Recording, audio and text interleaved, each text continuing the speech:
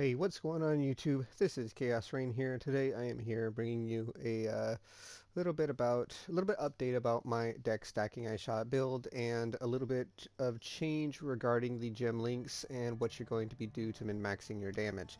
Now, as you guys are all aware, a lot of the damaging gems and a lot of the things that you can use to keep your damage up has been nerfed a lot. So that being said, I have basically went out and about to try and figure out a way to maintain the same damage, and the damage was quite literally mentioned many times by some PC streamers and stuff like that about how you can go about doing this. So first things first, let's go over the deck stacking I shot gear and what I have changed, what I have gotten to kind of tweak it up a bit. We have gotten a deck stacking headhunter with 6% dex. It actually has 5, but it goes up to 6% with the attribute. Unfortunately, this is the highest one I can get, and this was a trade from a friend. We still have our synthesized dex boots with dex plus dex. We have our 60 dex dual res life AoE gems gloves with a little bit more evasion and life. Our point blank Yuri's demise. Our dex on dex on dex amulet, our dex on dex on dex rings, the wild rep because it's basically best in slot. I am going to look into getting double corrupted ones of these, a dex on dex helmet with one pierce, so I do have a little bit more clear built into the helmet, which is really strong for this build, and our dex stacking legacy bow. Now, instead of the normal links, we are excuse me, we are using crit strike chances, but we're using anomalous for 5 more multi. Cold pin, elemental damage with attacks, added cold, ice shot, divergent for more convert. Honestly, it's just whatever. I actually have this one here because I don't have any more regular ones. And increased critical damage support. Obviously, increased critical damage, and I believe crit strike chances have been buffed a lot. And with this, my crit chance, without being able to see precision, let's see, is at 40%. With precision, I believe is at 50%.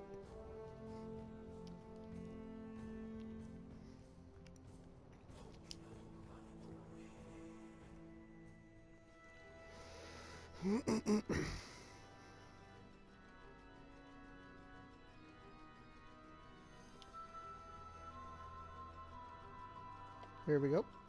We have 50% crit, I believe. Yes, 55.67% crit.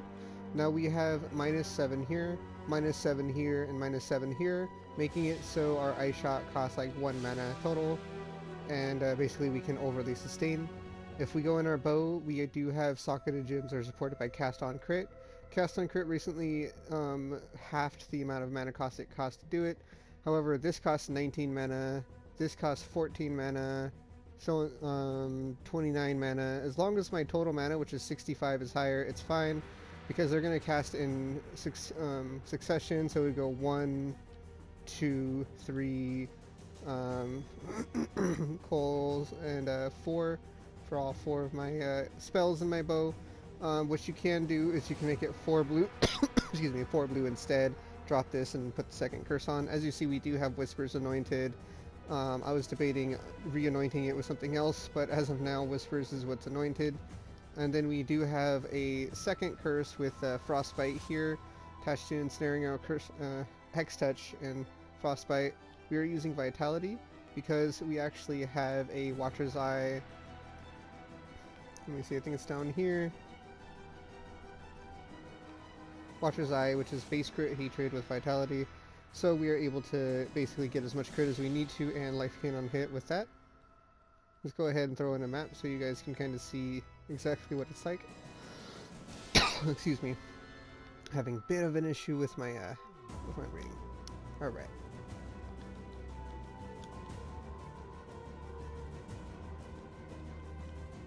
No. Looks like the guy accepted even though we made one already, so we're just gonna take it and put it in our alt quality gem tab here. worry about it later. Alright.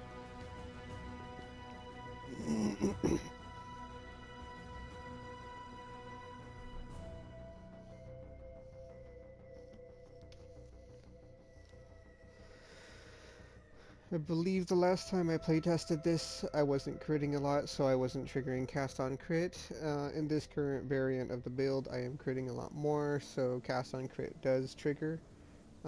Cast on crit is a very underused mechanic with bows. There is a few people who use the whole cast on crit bow builds to their advantage, which, you know, it can help, but this is basically using the cast on crit in a way that I feel is a little more, you know, useful for me.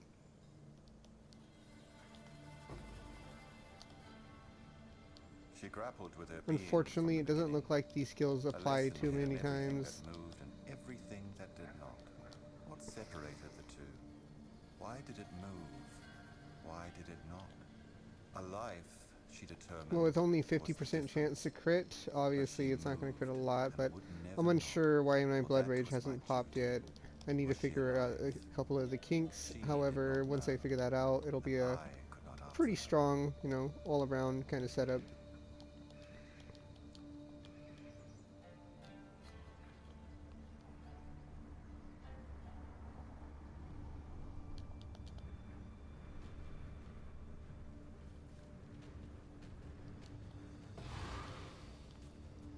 As you saw there, we were able to basically freeze the boss permanently, and that's what we're going for.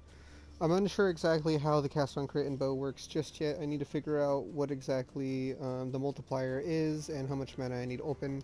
What I think I'll do in my next map is I'll turn off Vitality and kind of see how that works. So you guys will be able to see this in action while I'm seeing it in action. Hopefully the mana multiplier isn't what's screwing me over. If it is, it's not too big a deal. As I said before, I'm not too worried about I'm not too worried about being able to trigger these all that much. If I can't figure out this, I will make a secondary setup, which will be something along the lines of Ensnaring Arrow, something like that. Or I will cast maybe Ice Spear on a 6-link with it, figure that out there. But as of now, what I am doing is just running deck stack with as much double damage as possible and as much multi as possible.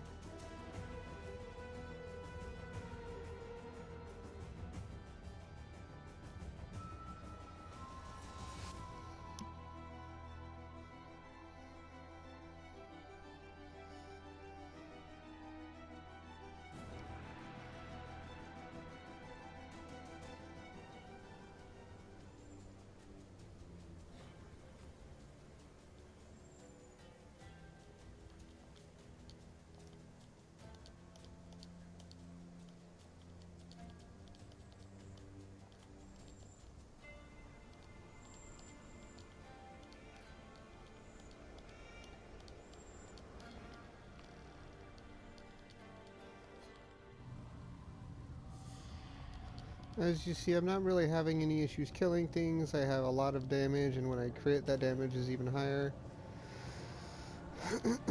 So I don't have too much to worry about on that end. The Headhunter is also a huge help, obviously. Being able to zoom around is insane, especially when you have so much flat damage. And getting a deck stacking Headhunter for this build is just, you know, just an over-the-top kind of, I guess just an over-the-top kind of last piece that I needed. I already crafted everything else up for it, so getting the last piece was really, really nice for the build.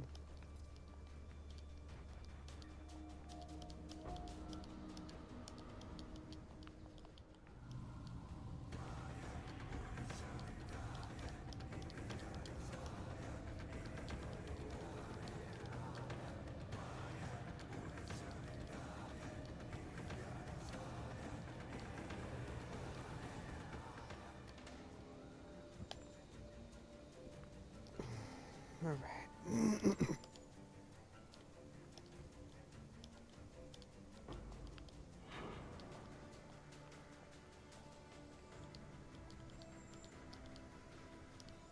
As you guys know, this isn't standard, if it wasn't already obvious, so.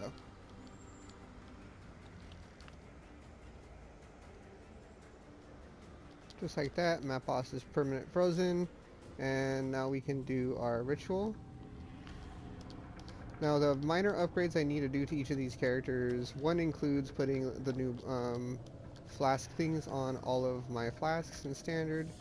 I'm eventually going to get around to that, but because they're so easy to get and cheap and inexpensive, I'm just going to wait till someone has a big bulk of them. Unfortunately, we can't get 2123 gems in here anymore. I believe the only one I've seen was a 2120, which is a crying shame in my opinion. In my opinion, that was one of the best reasons to do ritual, is to get the 2123 gems. Especially when you're like me and you like to min-max your gems of your build. That's just something I've always liked to do. Making it so you have to 2123 the gem yourself makes it basically behind a big paywall. An exalt. Anyone who you know, basically understands why, it's really it really comes down to if you're willing to spend a absolute ton of currency to try and get one 2123 gem in League. In standard, when you have the currency, it's different. Obviously there's probably a few standard players within my subs and whatnot, but just personally, I don't think that the paywall was a very good idea in the slightest. I think it kind of makes it really hard to justify, selling anything like that in standard or in a league. But at the same time, I do like the fact that if I do have 2123 gems, such as ones I've corrupted myself, they will be exponentially more valuable. And all that stems from all that stems from the fact that 2123 gems are just that much rarer, and getting them is going to be that much harder and that much more of a challenge. In League, if you have them, I would recommend basically saving them for standard if you like it, or selling them for a nice premium. I do recommend that if you really want to make currency, there's a couple of gems you can hit. 2123 crit damage, 2123 crit chance are going to be two of the hugest and most easiest selling gems you can hit. So if you want to take a bunch of 2020 crit chances to the chamber and try your luck, you'll probably end up selling it for pretty good fortune.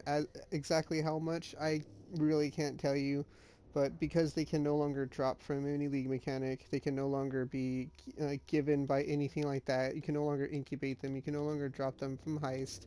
You can no longer do anything at all to influence how you drop them. You can only make them yourself. It makes them all the more valuable.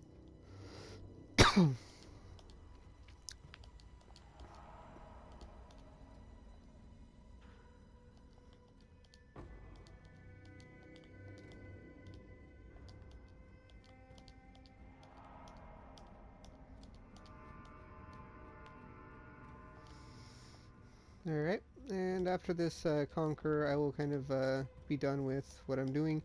I can't seem to get the cast on crit to trigger, which is a little bit upsetting.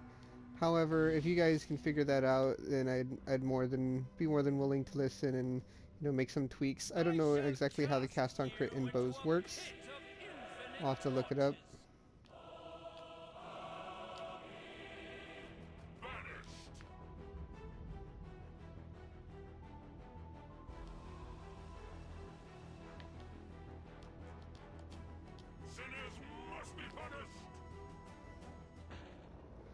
Ooh, okay. I thought I was outside that.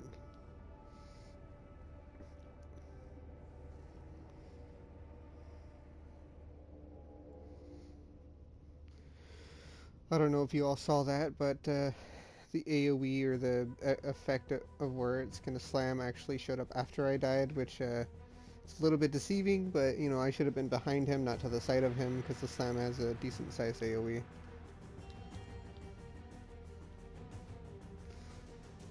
Now I will say there is a big damage gap with between this league and last league. However, you can kind of close it with a new crit damage change, new crit chance change.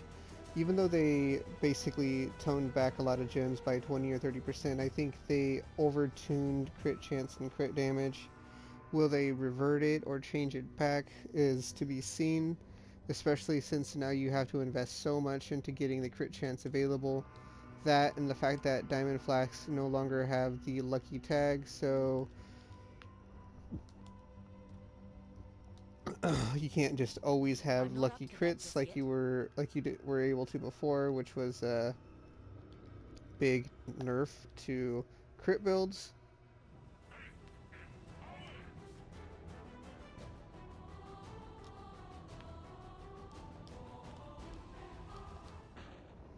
That was my fault. I didn't dash in time.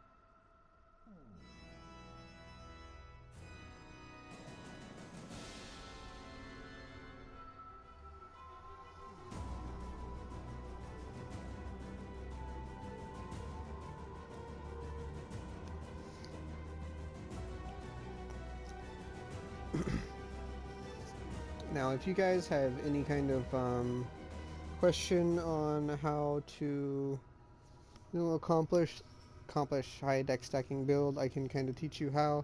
I will say it is not possible to do the way it is now.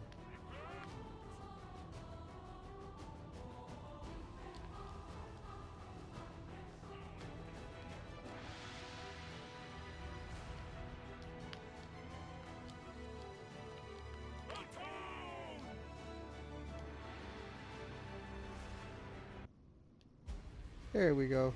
It took a little longer than normal. We don't have a single target set up with this, we only have the clear. In our clear, we're trying to scale the damage up so we don't need single target. Obviously, they have buffed content and nerfed damage globally, so Awakener 9 Cyrus, or Awakener 9 Baron was just a little bit of a test for this build.